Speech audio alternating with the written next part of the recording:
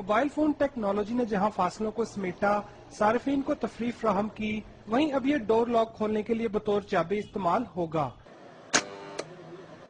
لاہور میں electric mechanic بھائیوں نے ایک ایسا لاک ڈور بنایا ہے جو صرف موبائل کال کے ذریعے کھلتا ہے۔ اس میں یہ کہ کسی کو اٹھانے کی ضرورت نہیں کہ آپ بیل رات کو جا کے بیل دے رہے ہیں یا کسی کو اٹھائیں نہیں، اب آپ اپنے لوگ کو کال کریں گے تو یہ کھلے گا۔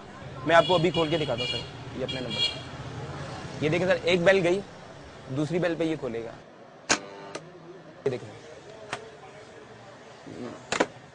موبائل لاک بنانے والے بھائیوں کی تعلیم میٹرک بھی نہیں، لیکن انہوں نے عوامی سہولت کے کسی پہلو کو نظر انداز نہیں کیا۔ لاک کو کھولنے کے لیے کال کے پیسے نہیں لگتے، بلکہ اسے گھر کے افراد کے زیر استعمال 6 مختلف نمبروں سے کھولا جا سکتا ہے۔ یہی نہیں، لوڈ شیڈنگ کی صورت میں بھی اس کی ورکنگ جاری رہتی ہے۔